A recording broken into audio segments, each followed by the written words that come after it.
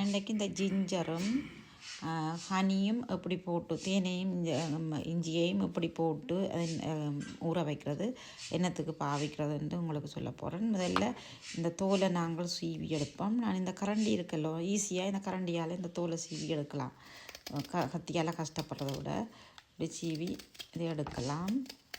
நான் சீவி முடிச்சிட்டு காட்டுறேன். இங்கே வேறு உங்கள் கரண்டியால் விராண்டி எடுக்கல இப்படி சும்மா நைஸாக விராண்டி வடிவாக எடுக்கலாம். விராண்டி எடுத்தாச்சு. இப்போ நாங்கள் என்ன செய்ய போகிறோம்னு பார்ப்போம். இப்போ இந்த ஜிஞ்சரை மெல்லிய ஸ்லைஸாக இப்படி வெட்டி எடுப்போம். மெல்லிய ஸ்லைஸாக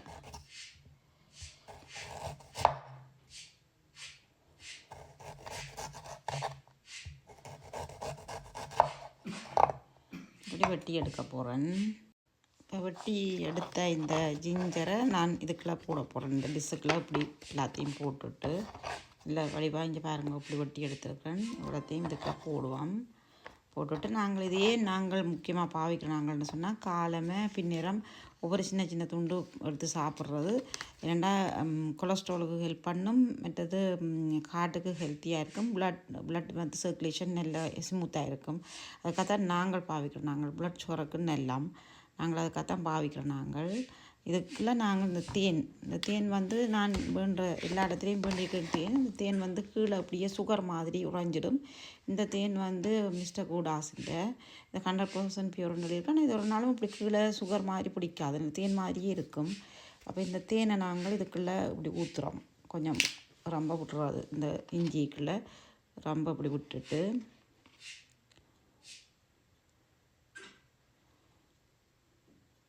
விட்டுட்டேன்.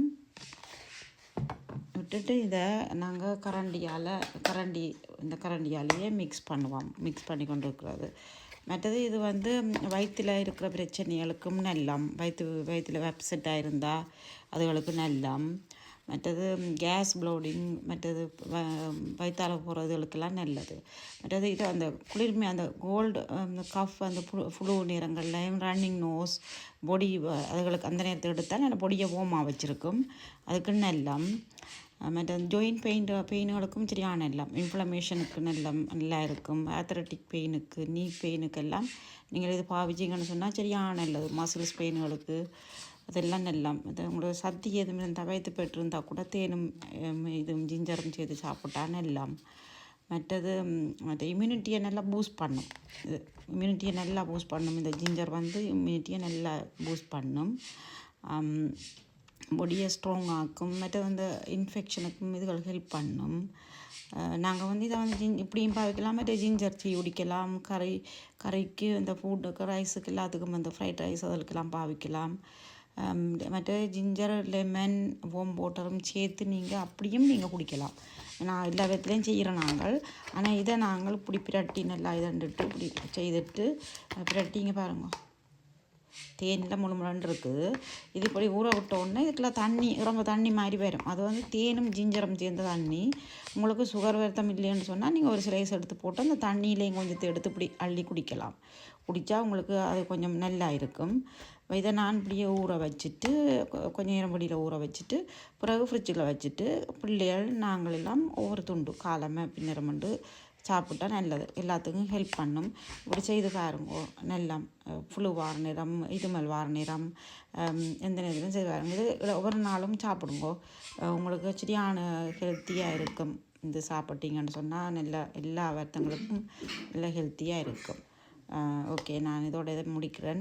இதை நீங்கள் பார்த்தா ஆக்களுக்கு ஷேர் பண்ணி விடுங்கோ, ஃபாலோ பண்ணுங்கோ, சப்ஸ்கிரைப் பண்ணுங்கோ, லைக் பண்ணுங்கோ. ஏதாவது கொஷின்ஸ் இருந்தால் எனக்கு போடுங்கோ, நான் உங்களுக்கு சொல்லுவேன்.